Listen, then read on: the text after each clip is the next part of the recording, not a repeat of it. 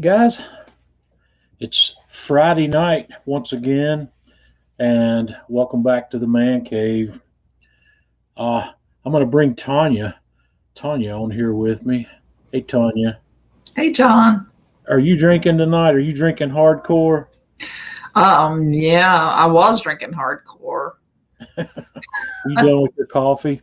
Unfortunately, Well, it's empty. yeah, well, so the Jura's still working well, huh? It is. I'm going to pour myself a drink. Uh, I picked up something special this week. This is a Scapa. And if you remember a while back, I had this uh, this Highland Park 12-year-old Scotch whiskey. One of our fans here, Mr. Alan Brown, lives on the island of Orkney, and let me bring that up too. If you're wondering where that is, Orkney is a little island off the northeastern coast of Scotland. And Mr. Brown told me the story. There's two distilleries on Orkney. We have the Highland Park and the Scapa. I was able to source that Highland Park locally, but I found the Scapa here at I got this at a Total Wine down in Greenville, South Carolina on Tuesday. Tell you a little bit more about that trip later, but I'm going to have a sampling of this. As I was reading, I went to the website for Scapa to try to find out a little bit more about this whiskey, and it smells amazing. For those of you who drink American whiskeys and bourbons and Scotch whiskeys and bourbons, you know that smoked malt is really a beautiful aroma here. But I tried to find out a little bit about this, and there's not a whole lot of information. This is 80 proof. It's an 80 proof single malt. What I could not figure out was how long that's been aged. I don't know if that's an 8-year, 10-year, 12-year, or what. I couldn't determine that from the bottle or from the website. One of the unique things about this that I did discover, though, is this Scapa is aged in American oak casks, which is not uncommon for Scotch whiskey, but these are first fill casks. They've bought these charred oak casks from makers here in Tennessee and Kentucky, but they haven't already been used by the distilleries here. There's a lot of Scotch and Irish whiskey distillers that buy once used whiskey and bourbon barrels, and they use those barrels to age their product and after it's been used once here. But this says that it's a first what does it say exactly? It says 100% first fill American oak cask, and this stuff's got a beautiful aroma. There's a honey aroma there that's pretty nice. I'm gonna take a taste of this.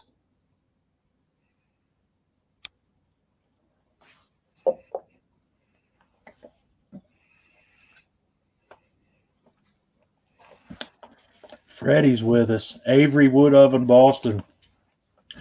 I'm gonna show my burnt pizza here in a little bit, so stick around. we're gonna walk through some photos. This is good. I don't know if Alan Brown's been back with us lately or not. I haven't seen him on, but I'll let him know that I got this. And at that Total Wine, they had some variations of that Highland Park that were super expensive. I don't know what all. They were $300+ a bottle for some of the Highland Park stuff that I saw, but this is Scapa. I don't know if it comes in multiple versions or not.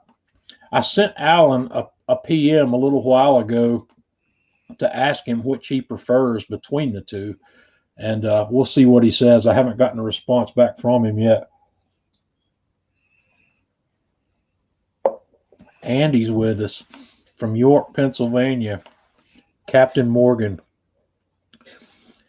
I have some Captain Morgan here, but that's one of my cooking additions. I'm not a rum drinker. Not much. I like rum, okay. I kind of got burned out. I won't say burned out. I drank a lot of rum when I was younger because I would keep a bottle of 151 on hand and use it. I used to make this mixed drink called a zombie. I don't know if anybody's familiar with that or if it's even a thing anymore, but it had 151 on top of it. And you had to top it off with that. And I also like to have, I used to keep 151 on hand in small quantities to flambe and do, you know, if I wanted to do something. You don't have to have 151 to do that, but it makes it nice. Nancy, glad you could join us tonight.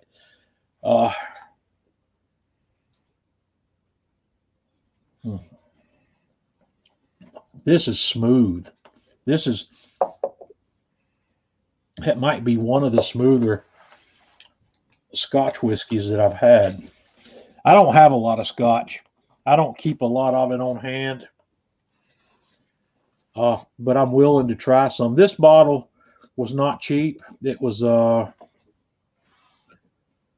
oh geez, I'm trying to remember what I paid for it. That Highland Park wasn't too bad. I think I paid $55 or $60 for the Highland Park, but I paid close to about $90 for the Scapa. It's good.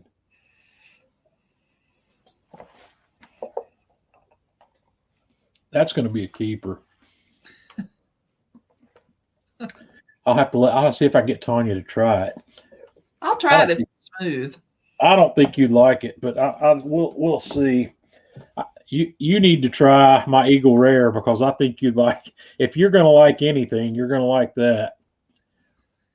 Well, Andrew, Nova Scotia molasses rum.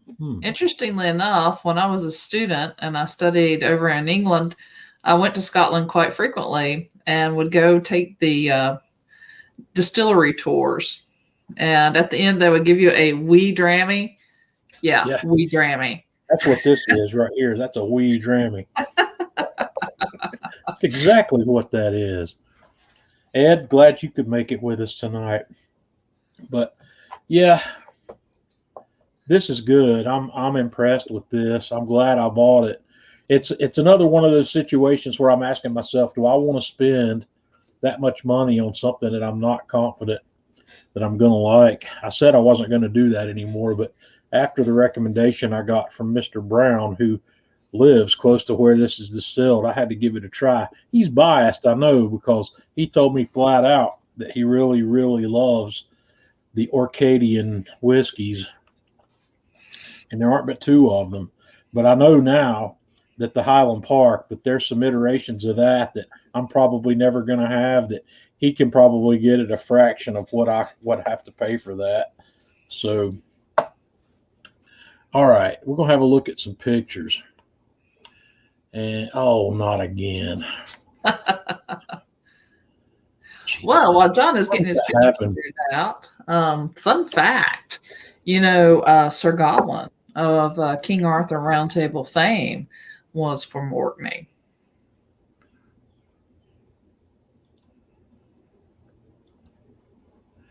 This is, I don't understand why this happens to me on my laptop. It doesn't happen on my desktop. Gremlins. That's what I suspect. Either that or you don't have enough cats with you. I mean, I currently have 2 of the 3.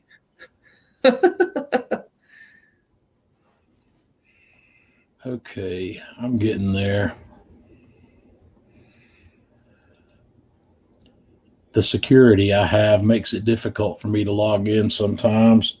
And I had it logged in ready to go, and I don't understand why. It just logs me out right in the middle of something. I'm going to get back in here in just a second. That's just annoying. Nancy, I had a similar thing happen. My roommate was hanging out with me, and she did not want hers. So I had 2 wee Drammies.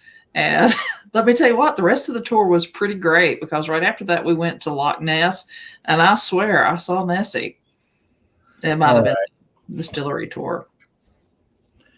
Okay, now here we go. On Tuesday, I made a pilgrimage to the mothership.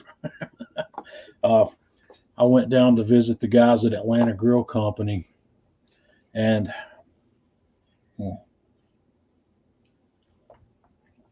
man, you might not want to leave me alone with this bottle.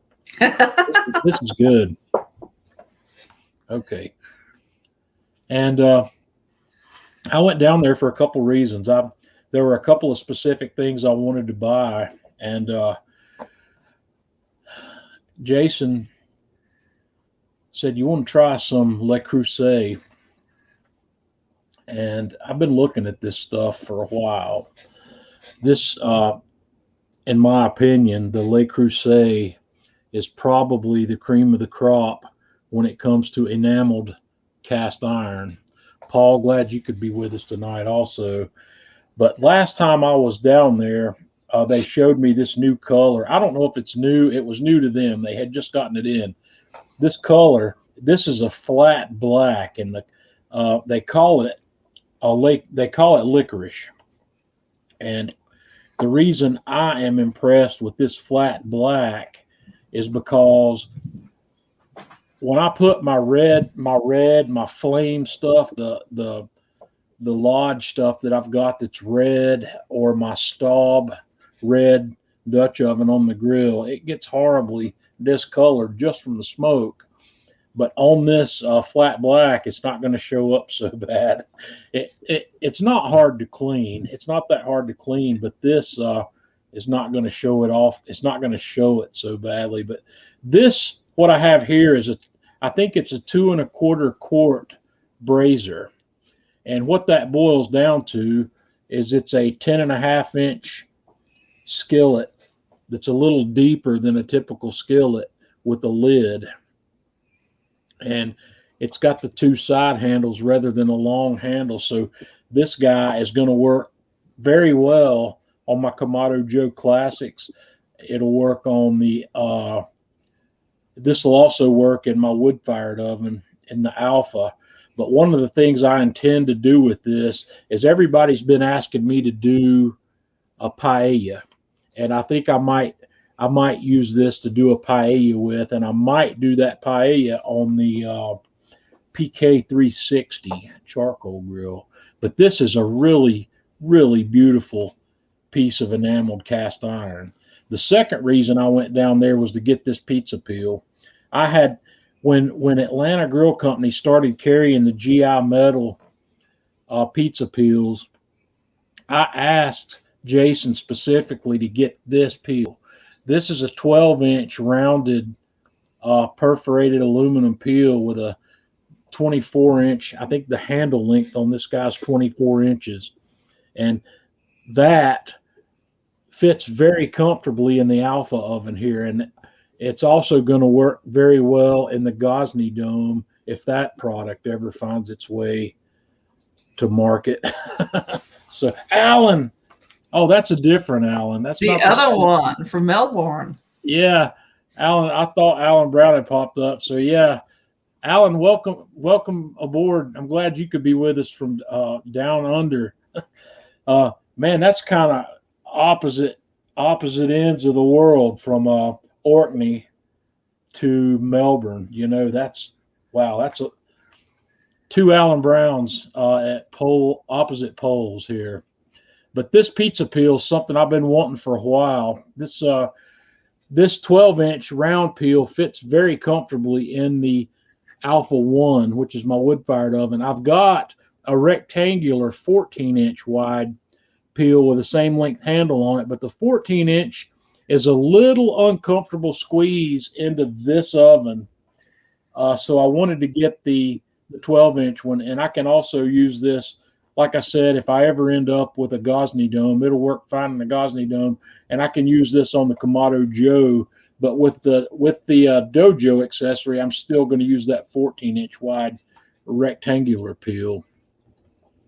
So, of course, with a new pizza toy, what am I going to have to do this week but make a little pizza? So I put together a homemade pizza sauce to go on this, which is a variation.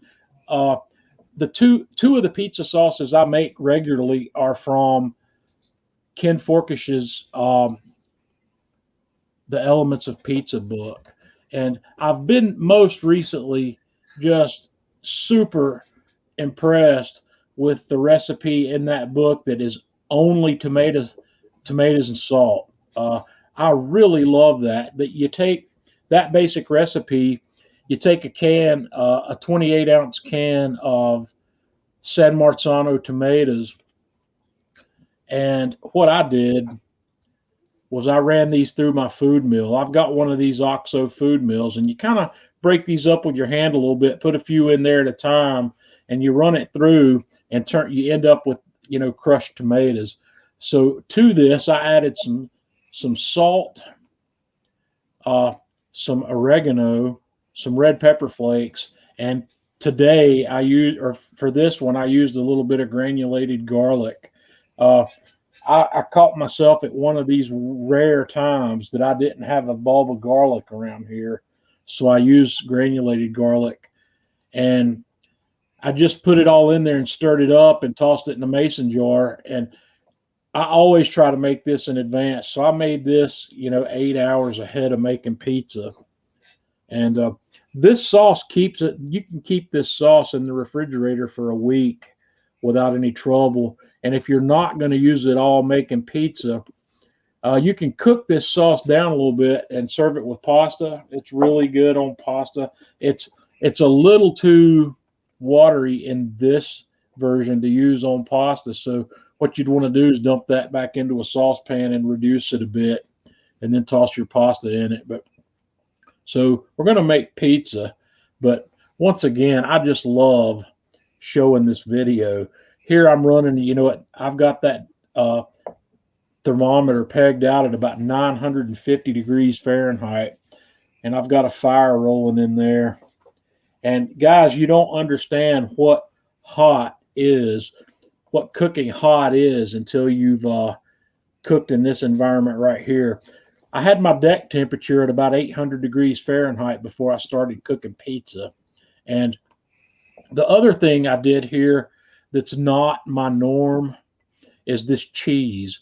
I had some finely shredded mozzarella cheese. This is a grocery store variety that comes in a bag, and this is not what I would recommend or not what I would normally use on pizza. But I got a result with it that I want to talk about. This finely shredded cheese, I've never used this on pizza before. If I've ever used bagged grated mozzarella, it's always been the heavier grate. But this stuff, I tossed it in here, and we're talking, like I said, with my deck temperature being 800 plus degrees and 900, 950 in the dome, this is a 60-second pizza cook. It doesn't take long at all to cook this. But what you see here on my finished pizza, that cheese, that extremely finely shredded cheese, got some char on it. And there's going to be two camps on this pizza. Some people are going to look at this pizza and say that's burnt. And first of all, before I go any further, Tanya, did you like this pizza? It was pretty tasty, yeah. How do you feel about that char on that cheese? It was okay. I don't like a whole lot of char, but a little bit of char is okay with me. Is this a whole lot of char, or is this a little bit of char? I would go with a little bit of char. That's what. Do you think the flavor that you got out of that's good, bad, or otherwise? I think it was pretty good. Well, see, that's what I'm thinking. I like cheese that's got a little bit of char on it, and to me, this one is borderline. This one is. I'm not going to say that. I'm not going to call that burnt.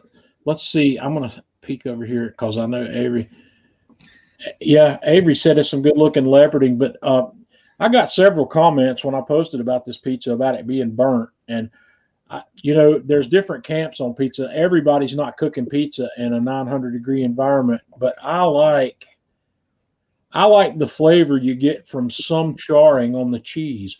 When I was a kid, my mom used to make cheese toast for us.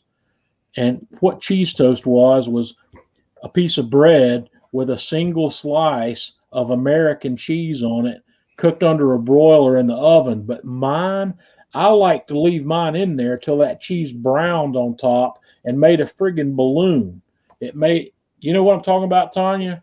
You see it Yeah. puff up and it's completely brown across the top, but that's what I liked. I loved that brown slash charred cheese on the top of that cheese toast. I just thought it made it taste so much better. And this pizza right here, I don't know how many people would decide that they like that, but this also was a last minute idea. I didn't decide that I was going to make pizza early enough to make my dough ahead of time and make a 24, 48, or 72-hour dough. So I made my 2-hour dough. And this looks pretty good. This I've got some nice airiness to that crust. And I did a second pizza. We did two pizzas, and the second one, looks just like the first one did, basically, because I'm using that same finely shredded cheddar. And that looks good to me. This is a 2 hour. This is my 2 hour dough, and I made just enough of this to make these two pizzas. I didn't want to have any leftovers, so I used. I can't remember if I started out with. I think I started out with 335 grams of 00 flour, the Caputo Blue Bag Pizzeria flour, and I used enough water to bring that to a 65% hydration. I put about 8 grams of salt in that and 3.5 grams or so of yeast. Put that all in the mixer and let it knead with the dough hook for about 8 minutes. And then I put it in a greased bowl and an hour and 45 minutes in a warm place to rise it up. Then I portioned it into two balls and then we shaped it and cooked it. So that was the pizza for the week. But today here at the Man Cave, my project was finishing my wife's anniversary present. So I had to dig this deep, deep hole. Uh, I bought my wife what's called a little free library for an anniversary gift, and so I've got a post here. It's got to go in the ground. That post is 60 inches. So I've got to get 28 inches down in the ground with a regular shovel. So we got that thing in the ground and got some concrete in it, and then got that thing firmed up with a bag of that quick dry concrete from the hardware store. And then I put together this little free library, and this is what we have in one of the end of our beds. That's at the end of our driveway. What you can't see in this picture here is there's a sidewalk here that there's tons of people walking up and down the sidewalk who walk in our neighborhood. And so we've put this little free library up, and we're going to put books in there. And the idea is, you come by, pick up a book, or if you've got a book you want to share with somebody else, you leave it here. And I just got this in today, so we haven't actually got any books put in it yet, but this has been a fun project. We've really had a good time with that, and it took me a little while to get it. Let's see, Dave. Yes, I definitely do remember you. The acorn. Why'd you quit doing videos? Did you get? It's hard. It's a lot of work. It really is. Let's see if Dave will come back and tell us. Let me get over to the comment tab here so I can see what's going on. Why did you stop making videos, Dave? A rib steak on the kettle. Man, a steak sounds good right now. I haven't had dinner yet. I told Tanya we ate lunch a little bit late today. Awesome, Cindy. You got a friend that are they doing the little free library kit? I bought this kit where all I had to do was put it together and put it in the ground.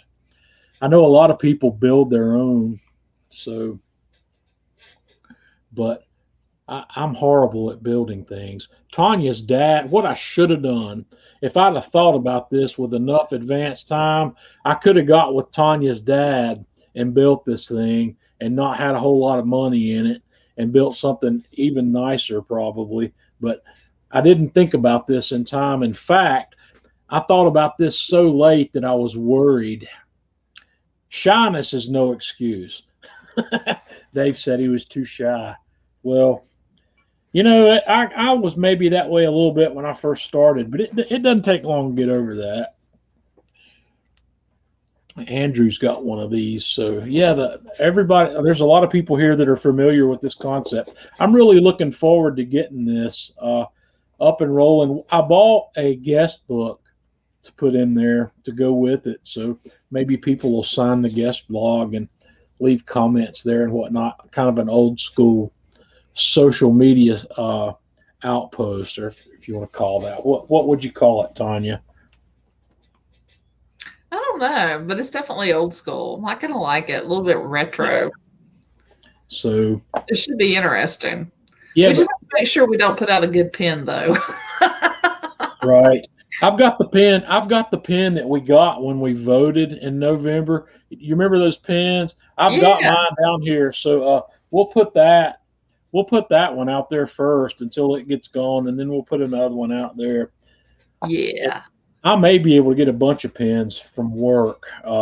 We've got some pens that come in our sterile trays when we're doing sterile procedures that they typically throw them away. But if I can probably get people to save those for me, those would be good. Well, I've got anyway, publishers and stuff from different things, so I think we'll be covered. Well, that's all my pictures for this week. That's all I've got to show from the pictures. Beth says I need man cave pens. Beth, did you see my coffee mug? I'm thinking seriously about. I've had a couple of coffee mugs made with the Man Cave Meals logo on it, and I had two made that didn't come out exactly like I wanted them to, and I had two more made that are on their way, and there may come a time that I have some coffee mugs for sale. I'm trying to decide if I can break even at least on that. I've got to figure out how much it's going to cost me if I wanted to ship a coffee mug to somebody. It makes it hard to break even, much less make a profit. But if I can, the T-shirts that I did several years ago, I came up just shy of breaking even because I underestimated how much it was going to cost me to ship them. So. And I would get up and bring one and model it for you, but I have a cat. Alexander, you're not late. We've just been chewing the fat so far. I haven't really gotten into our topic for tonight. I was going to talk about. I listed the topic as cooking outside the box, and what I mean by that is I wanted to talk to you guys about. I mainly wanted to ask you, what kind of things do you do on your grill that's not something that everybody does on the grill? When you talk about what everybody does on the grill, everybody cooks steaks on the grill. Everybody cooks burgers, hot dogs, chicken. What do you do on your grill that you would consider to be outside the box?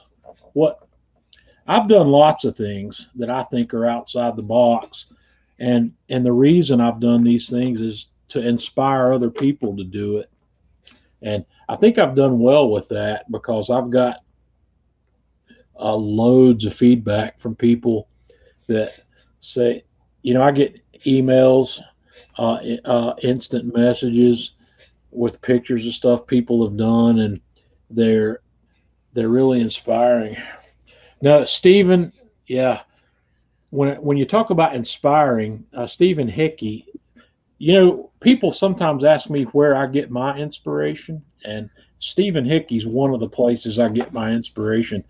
He posts he posts a lot of cool stuff. This guy, he'll cook the whole meal on his Kamado grill. He'll cook the whole meal on the Joe. And I rag people. I don't rag people. I talk about buying the really right grill for yourself. And I like to recommend the classic because I know how far I can push my classic. But Steven opens up the door for the Big Joe because he'll cook every piece of his meal on the grill. He'll have a protein and several vegetables going on the grill. And when you're doing that for two or three or four people, it takes a lot of real estate to make that happen. So yeah, Stephen, I hadn't forgot that I'm still trying to get you on here with me. You know that, right? I'm not going to give up. I'm eventually going to get you here. And when I do get you here, I'm going to have you give me a bunch of photographs out of your file, and we're going to go talk about those things that you cook and how you pull it off. It's going to be fun. I need everybody here to send Stephen Hickey private messages saying, we need to get you on the live stream. And Stephen says he thinks I'm more inspiring. I don't think I'm inspiring in that aspect because when I make video content, when I make social media content, I focus on one thing at a time. I don't complicate. I've had a lot of people ask me, do a video on cooking the whole meal on the grill. Uh, Pork belly. Yeah, man, pork belly. That's some good stuff. We'll talk about some pork belly here in a second, but the reason I don't do a lot of things that's an entire meal on the grill is because making video for that, I'd end up with a video that's 30 minutes long by the time I explain everything that's on that grill and how it's done. Sometimes I'll do stuff here for me and Tanya. I'll cook a protein. I might throw mac and cheese on the grill. We might do bok choy, or we Or might do baked our potato. potatoes. We'll do our cabbage steaks. We'll do a lot of things. We make steaks out of cabbage that's an inch and a half thick. Take a center slice out of a big piece of cabbage and drizzle that guy with some toasted sesame oil or some teriyaki sauce and char the crap out of one side of that thing on the grill and get it going, and then a little bit of water in there and a bowl over the top of it to steam it just a little bit. There's a lot of things you can really do with cabbage. Yeah, that's my goal, Stephen. That's where I like to be, and it's hard for me to do that that's why I like to focus on one thing at a time. Uh, I can pull that off when I'm talking about one thing. And Paul says bok choy is awesome. My wife and I love bok choy, the baby I bok have choy. planted some Yeah, in your Tanya's trying to sprouts. grow some bok choy, so we might have some fresh homegrown hydroponic bok choy before the end of the summer. But I've bok choy is something that I like a lot more than oh goodness, my brain. I'm having brain fog here. Brussels Than sprouts. Brussels sprouts. Bok choy. Your fave. I don't have to cook the bitterness out of bok choy. Bok choy's all got the good flavor already. And guys, you're going to have a video sometime soon on Brussels sprouts because I think I've got my Brussels sprouts where I want them. I need to figure out how I'm going to do that video, whether I'm going to do that video on the Kamado Joe or if I'm going to do it in the wood fired oven. I'd prefer to do it in the wood fired oven, but I know most of my audience here doesn't have wood fired ovens. You can do it in the Kamado, and that's another thing I like to try to share with people. Anything I do, whatever oven I'm cooking in, whatever grill I'm cooking on, it doesn't matter. You can do the exact same thing on your grill as long as you follow the temperature and the temperature specs. You can do it either way. Smoked butter fudge. and Scotch eggs. Okay, I know what a Scotch eggs are. I'm not sure I know what smoked butter fudge is all about. Andrew, tell me about that. Smoked smoked butter fudge. Are you the fudge that I make is non-cooked. It's not a cooked fudge. The only heat that's applied to anything I do when I make fudge is melting my chocolate. Are you smoking the chocolate? Yeah, inquiring minds want to know. I'm guessing you could cold smoke chocolate. I'm smoked butter. You know, if you're putting butter in the fudge, you could smoke the butter itself. You could melt that butter. So I cold smoke the butter, and then it's a cooked fudge. There you go. You know, that would work. You could take that butter and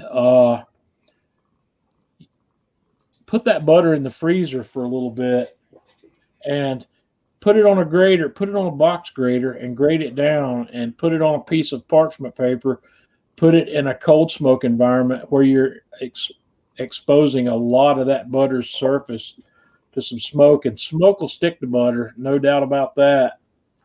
And then use that butter to make your fudge. That's an interesting thought. I make my fudge doesn't have any butter in it, or the fudge recipe I make. It uses a chocolate and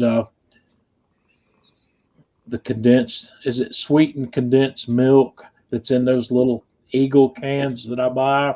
Yes, it However, is. glad you can make it. It's sweetened condensed milk and uh, chocolate. And I typically use a blend of milk chocolate and semi sweet or dark chocolate. And I like to put bourbon, or I like to put liqueurs in mine. I made some Grand Marnier fudge that's just off the hook, but there's no butter there. But I could work butter into it. Uh, I think that would be an excellent application. My sister Speaking Margaret, of sweet things, my sister. Now, guys, when it comes to cooking sweets, my sister's the queen of the sweet tooth. Uh, I can cook a lot of great things that are sweet, but nothing like my sister can. Oh, Margaret. Maybe Margaret will come on here live with me one night and we can talk about the baking that she does, because one of the things when I talk about cooking outside the box is I like to bake on the Kamado. And a lot of people don't want to mess with that. I've baked cakes on the Kamado. I've cooked pies. I've made cheesecakes. I've made brownies. I've made chocolate chip cookies. What else have I done sweet wise baking? Blueberry muffins. What else have I done? cobblers, that Cobblers, fruit cake fruit cake. Yes, my was fruit really cake. good. I didn't like fruit cake until I got that one together.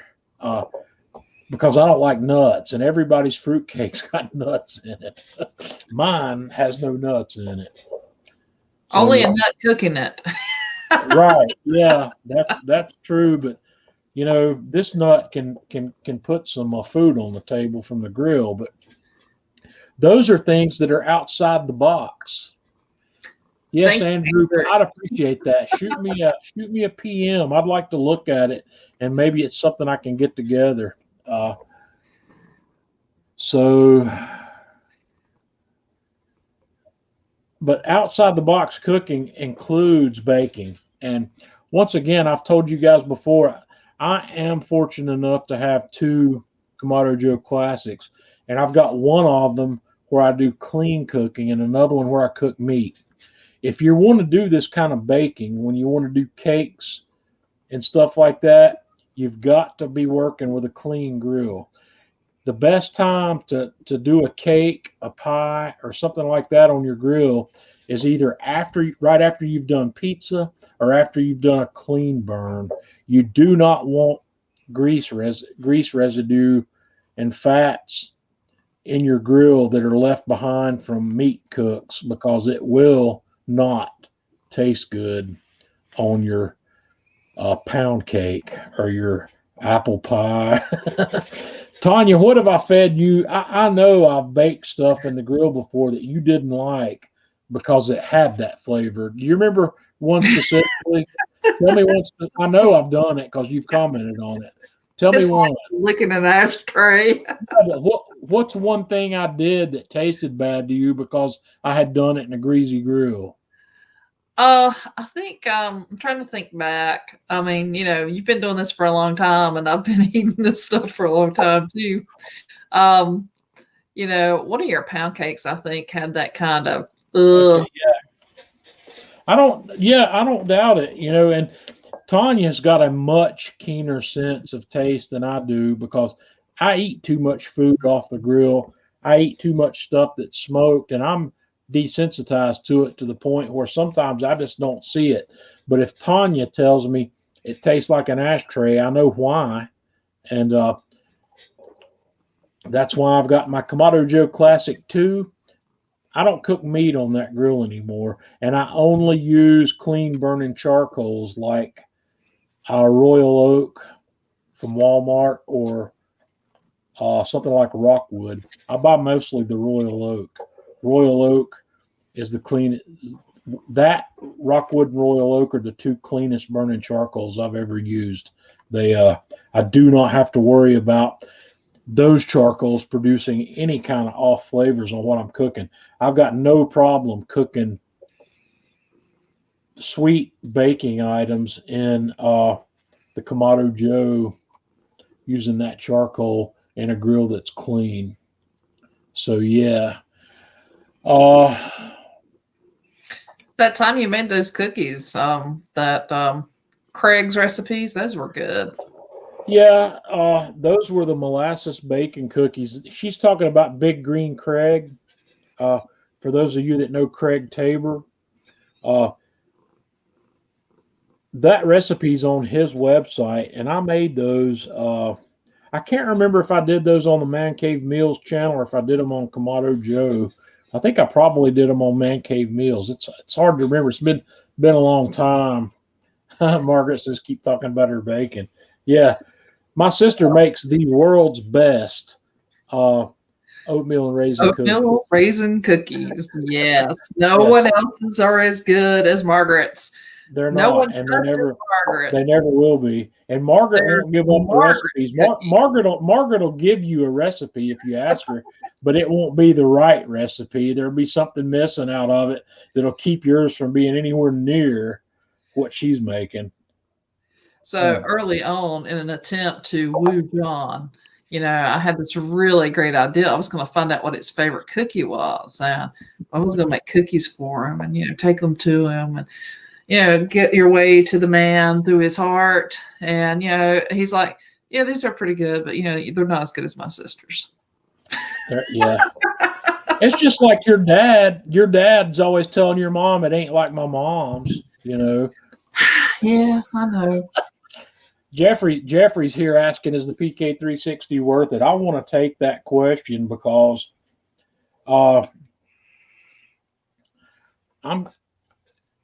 you already have the Big Joe 3. In my mind, it's worth it. But in my mind also, the original PK 360 is worth it as well. The PK, or not the original PK 360, but the original PK grill. I love this. The PK 360 in my mind is the blue chip basic charcoal grill. It's way. I would much rather cook on that than a Weber kettle or any other basic charcoal grill that I've ever cooked on.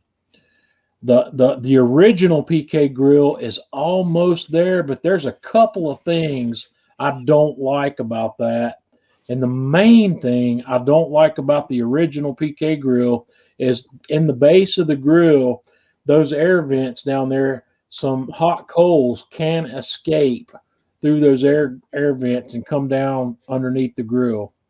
I'm not a fan of that, but I am a huge fan of the PK 360.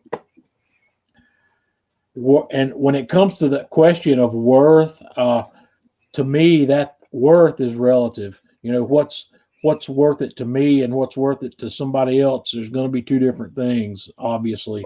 So that it's not a cheap grill. It's $700. I think there's two variants of the PK360. If you want one with wooden side tables on it, I think it's $100 more. I think they've got a $699 version and a $799 version, but I'm a huge fan of the PK360. I like it because it's kind of a rectangular cooking surface, and I can have multiple heat zones. I can easily have a 3 heat zone cooking system going on the PK360. I can have a lot of charcoal here, a little less charcoal here, and maybe even less or no charcoal over here, and I got plenty of room to work with. Uh, that brings up, another thing I looked at when I went to Atlanta Grill Company. There's a new piece of Finex out there that I'm starting to drool over. Finex has got what they call a 2-burner griddle. It's a rectangular cast iron griddle with the signature Finex handles on it. It's really, really a beautiful piece, a really beautiful kit. Let me find that. That thing is, see if I can get a picture of it up here. This is that Finex. Well, of course I'm going to get a pop-up ad right here in the middle of this. This Finex griddle, I want this. This is designed to fit over 2 burners on an oven, but this thing also would be an amazing piece to have on the PK360. You could do an awful lot with that. And I looked at it. I did a hands-on with this guy when I was at Atlanta Grill Company on Tuesday, and I don't remember what the price tag on it was. Let's see what way it's $325. It's not cheap. It's a lot of money, but all the Finex is expensive. There's no doubt about that. And I have a lot of Finex. I've got all of their skillets. I've got their little saucepan, and Tanya bought me their Dutch oven for Christmas one year. I'm a fan of that stuff. It's really nice. So yeah, that thing would be a great tool on the PK360. But then again, on the scale of worth, you could put the $35 Lodge skillet on there. The Lodge skillet is not quite as large as this Finex one, but it would work. And yeah, I had one of those. I bought one of those, and man, let me tell you, I forgot where I had set that thing down one time, and I got weathered. It got weather damage, and it was so bad that I'm not willing to clean it up. So anyway, that's some more kind of outside the box cooking. When you take a griddle and put it on a grill and have 2-zone heat going under your griddle where it's hotter on one side than it is on the other, it's a perfect setup for doing things like cheesesteaks. You can take your shredded beef, or you start it off by putting your onions and peppers on there and let them cook down, and then put your beef on and move your onions and peppers over to the side that's not quite as hot while you cook your beef. What else are you guys doing that's off the outside the box on your grills? The baking's one of the things that I really like to do, and baking doesn't necessarily have to be sweets. I kind of toss casseroles into the baking category also. Everybody knows that mac and cheese on the grill is way better than it is anywhere else. I showed you all the mac and cheese I did last week. I did it in the alpha, and that was off the hook because I was cooking fairly hot in the alpha, which allowed me to get a nice browned top and still left that thing just creamy inside. It was really good. So Charles said he did some pork chops on his griddle. I like pork chops.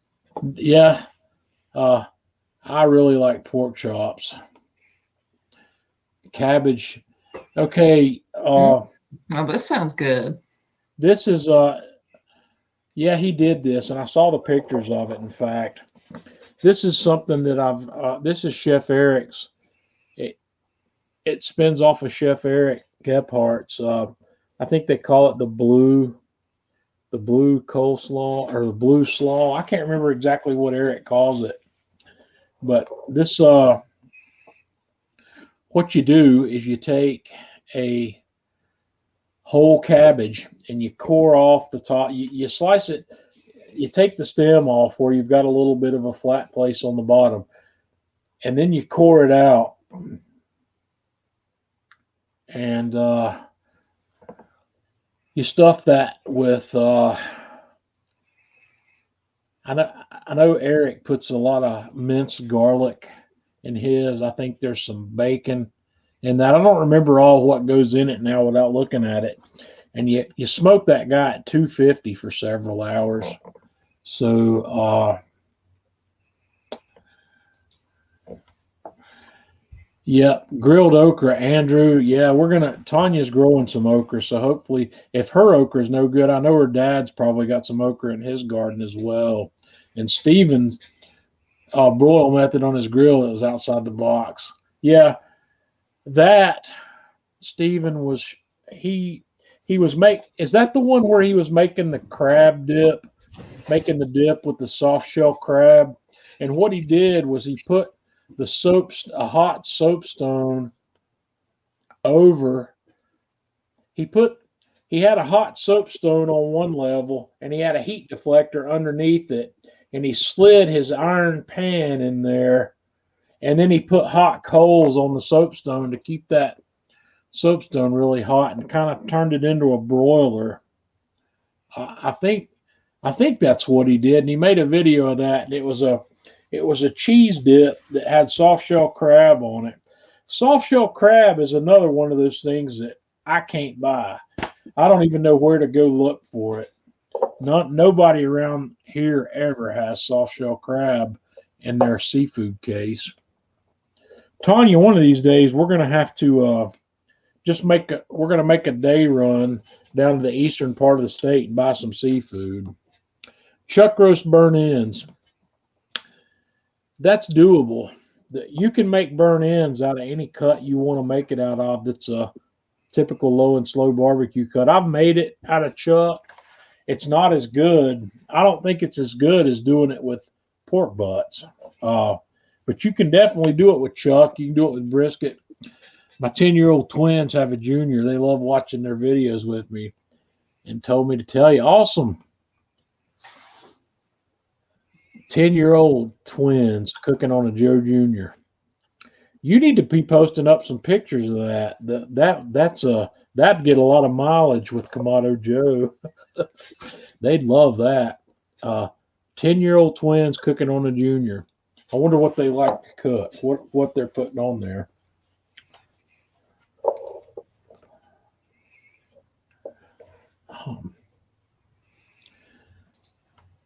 Okay. Homemade smoked breakfast sausage rounds.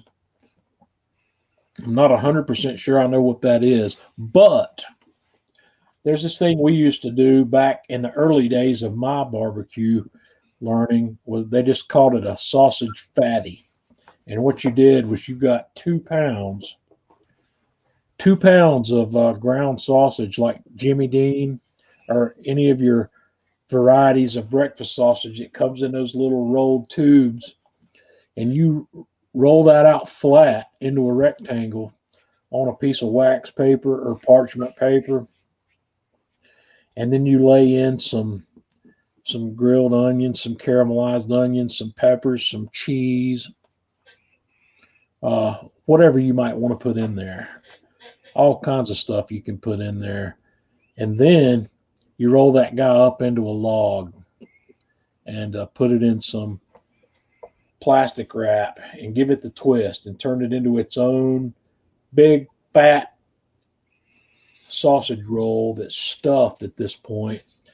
And the really cool kids would wrap that in bacon, and they would do a latticed bacon wrap on that.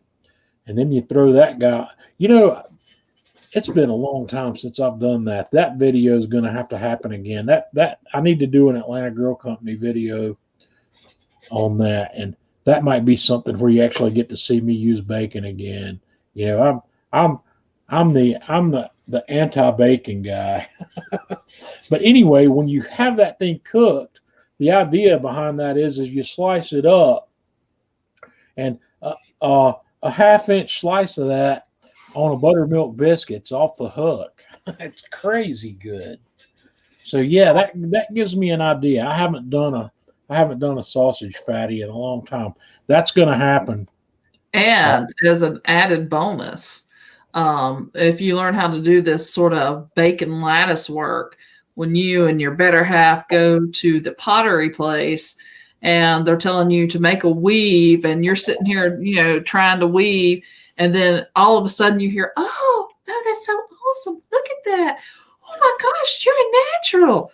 And all the women in the place are just gathered around your husband looking at his amazing basket weave and asking him how he learned his technique. And he looks up at him and says, "Oh, yeah, I'm making fatties." You make a bacon, it's like a lattice pie crust. It's the exact same thing as a lattice pie crust, and it just takes a little time to do it, but you lay that thing out there and you roll that sausage up in it, and it's beautiful. It really is. And the thinner bacon actually works better on that. So yeah, we're gonna do that video again soon. Hazelwood, you're not boring. Hey, Hazelwood, my man Romain Grosjean snagged a pole today, I heard. How about that? Did he really? Jimmy's an IndyCar fan, and yeah, Romain Grosjean's driving in Indy now after his nearly fiery death last year in Formula One. But in his third race of the Indy season, Romain snagged a pole position. How about that? Wow, that's awesome. Yeah, sweet. But anyway, Jimmy, let me go back to Jimmy here because I didn't talk about what he said. He did sweet potato wedges with some nice steaks to make grill marks on them. I see that and I admire that, but God, I hate sweet potatoes. That's just I know a lot of people love sweet potatoes. Maybe after I finish my project on learning to like Brussels sprouts, maybe I should go to sweet potatoes. I'll need to figure out a way that I can like sweet potatoes. Yeah. I'm thinking, maybe that Thanksgiving thing where you put, you hide the potatoes and all the marshmallows, maybe. Well, see, that's just it. I'm going to have to find a more non-traditional way to do it because that sweet potato casserole with that reminds me of not Martha Stewart, but Paula Deen.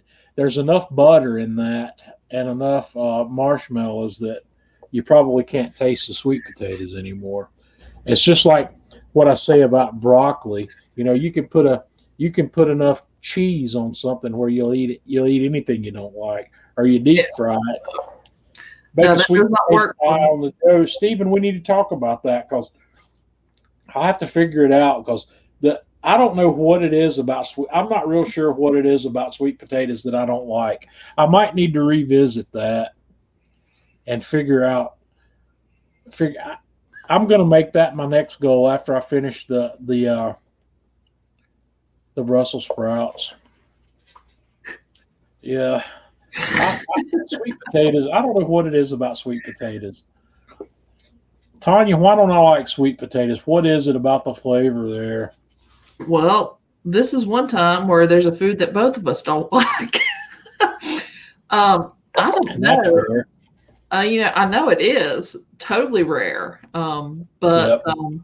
yeah, I don't know. I can't. The sweet potatoes are just not awesome. And who decided to call them sweet potatoes? Because they are not sweet. They're just bland tasting to me. I don't know. Maybe Hazelwood's approach is what I need to do. Maybe I need to cut those into wedges and get some char on them. Margaret says bake her a birthday cake. My Yeah. sister's got a birthday coming up. On Yeah, Monday, Jesus. she does. Well, happy early birthday, Margaret. And no, I'm not going to bake you a birthday cake because it would not be acceptable no matter what I did. Oh, Sweet potato steaks. Hmm. I'm thinking that I might try sweet potatoes in a Hasselback potato format, maybe. Maybe. I I don't know. need I need to turn the sweet potato into something that's definitely savory, and I'm thinking some salt.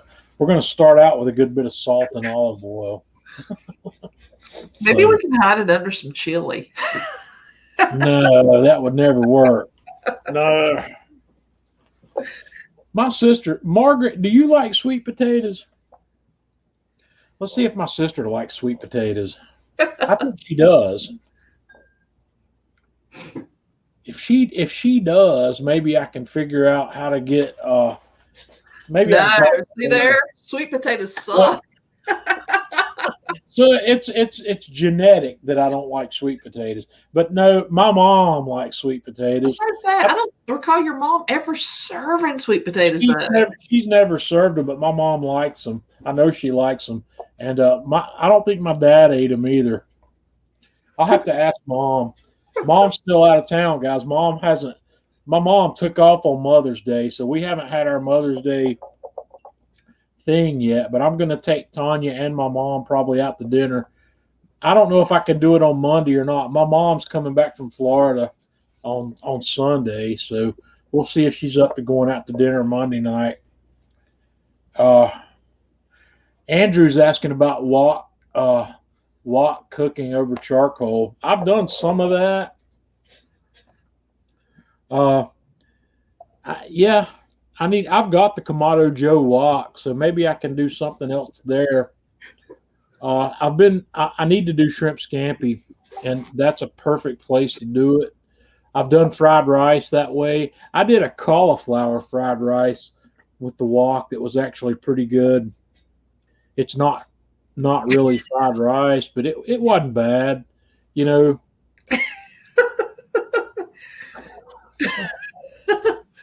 So yeah, the wok the wok is one of the Kamado Joe accessories that I just have not been able to really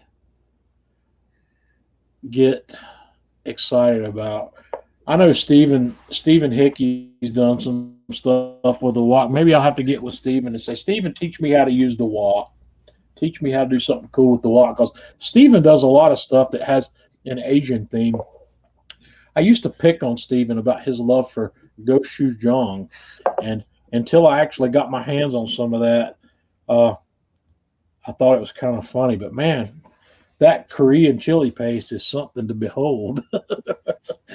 Stephen made something. Stephen made I think he made a chili one time, and he was talking about using gochujang in his chili.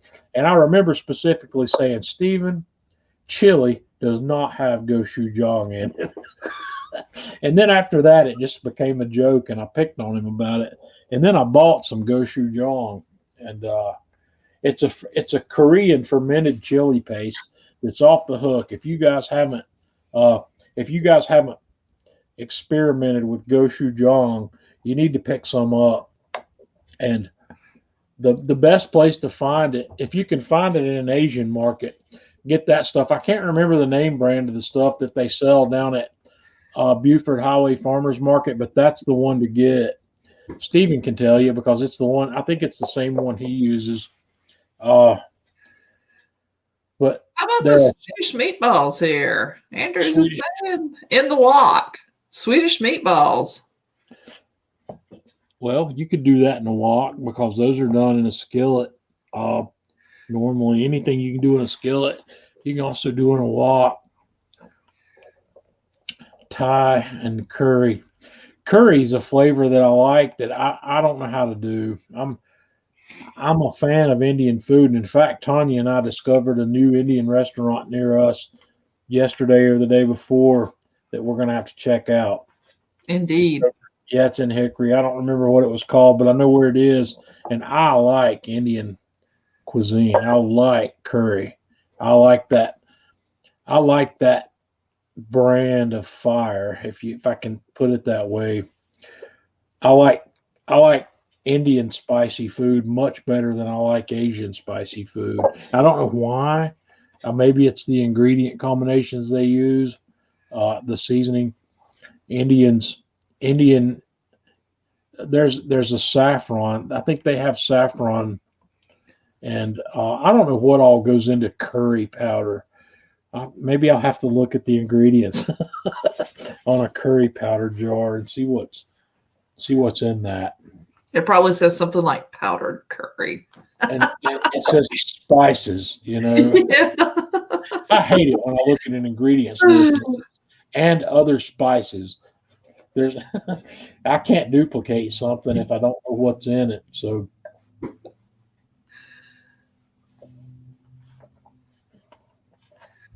yep. That that was more than two fingers, by the way. So guys, the drink tonight once again is Scapa. Scapa the Orcadian. That, will that focus up on that? Not really. Hold it back just a tad. Maybe. I don't know. I don't know. This is an excellent Scotch whiskey. Uh, Before I got into those, or before I had these, when I would typically get Scotch whiskey, I would buy things like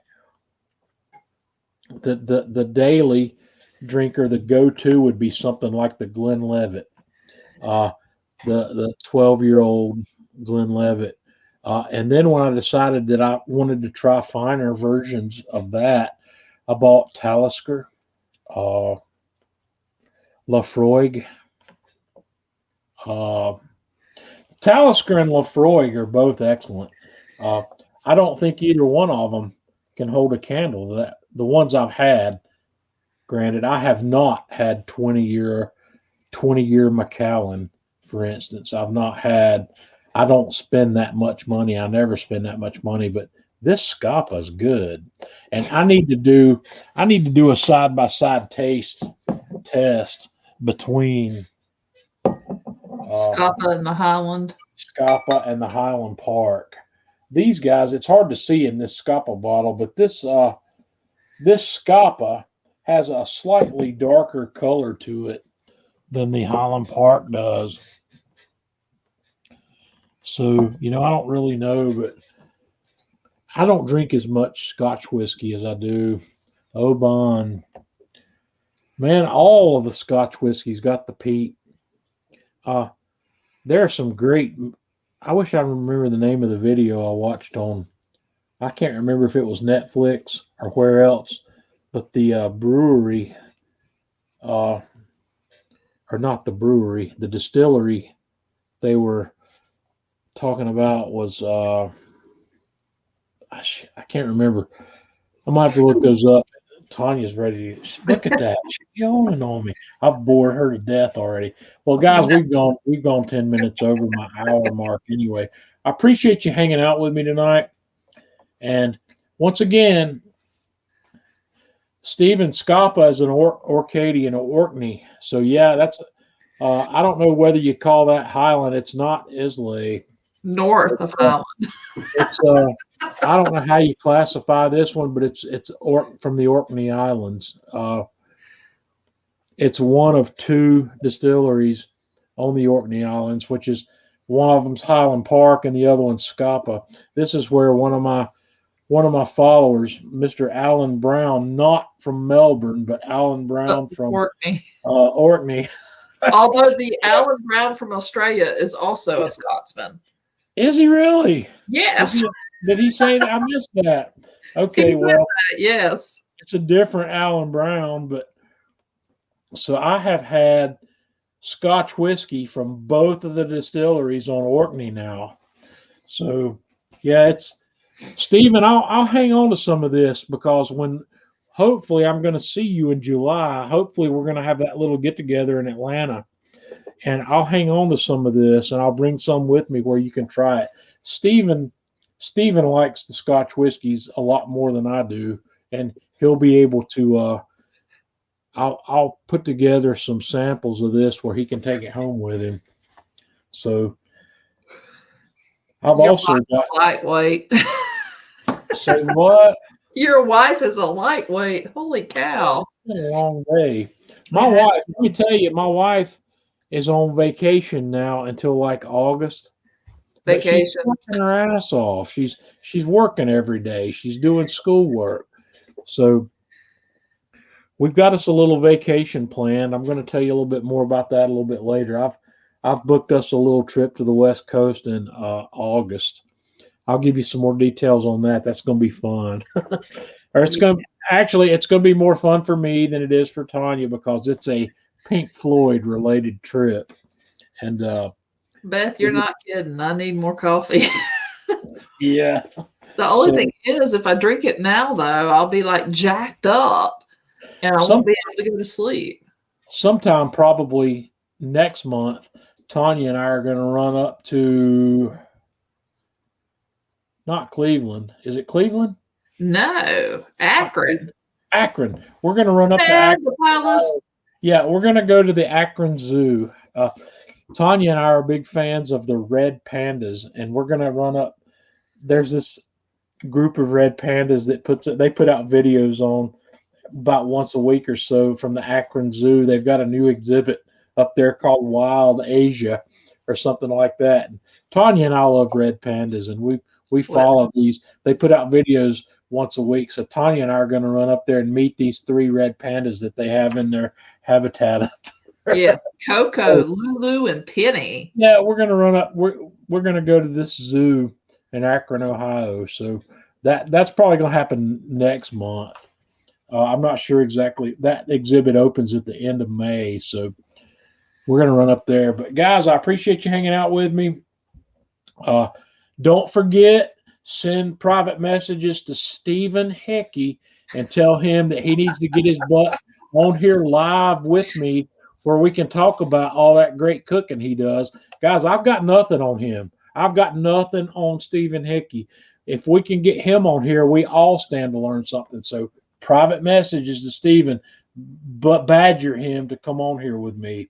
So guys, that's all I've got for this week. My Scotch glass is empty. Jimmy, thanks for coming. Jimmy lives down in Charleston still. So Jimmy, I'm getting ready. We're going to also this summer, Tanya and I are going to run down to Edisto Island and visit what's now called the Marsh Hen Mill. It used to be the Geechee Boy Mill. This is where I buy my grits. And we're gonna run down that way. So guys, have a good weekend.